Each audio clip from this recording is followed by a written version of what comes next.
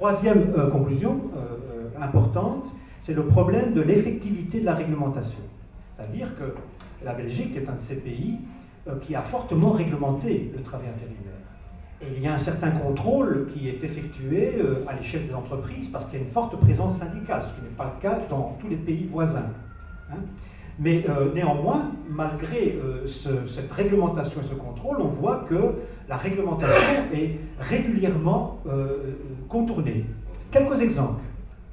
Le contrat doit être fourni dans les 48 heures. Pour un intérimaire sur 5, ce n'est pas le cas. Une information doit être donnée concernant la durée de la mission.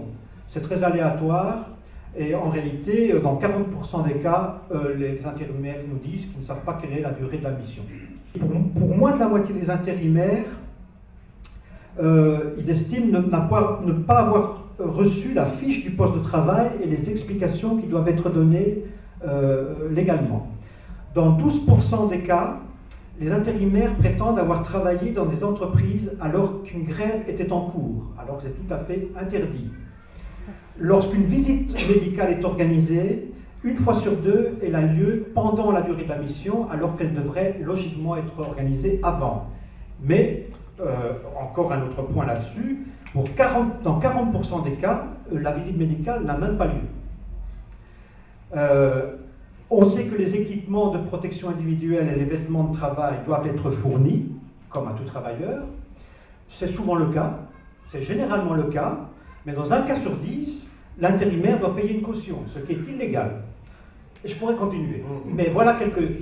Alors, juste un dernier point, la dernière conclusion importante, c'est que de toute évidence, l'intérim est un vecteur d'intensification du travail. Sachez qu'à des questions que nous posons, les intérimaires nous disent qu'ils doivent travailler à un rythme élevé, qu'ils doivent travailler dans des délais courts et stricts, qu'en revanche, ils ont très peu d'autonomie pour organiser leur travail, pour choisir leur méthode de travail ou leur horaire de travail. Et nous avons comparé les résultats sur ce point et sur d'autres, les résultats de notre enquête à la grosse enquête européenne sur les conditions de travail. Et il en ressort les intérimaires sont bien plus fréquemment que le reste des salariés dans ce qu'on pourrait appeler un travail sous pression. 60% d'intérimaires sont à la convergence d'une situation où ils doivent travailler vite à des rythmes élevés et sans avoir les ressources nécessaires et l'autonomie nécessaire pour faire face à leur travail, alors que pour l'ensemble des salariés, cette situation ne concerne, c'est déjà beaucoup, qu'un salarié sur 5. C'est ça. Voyez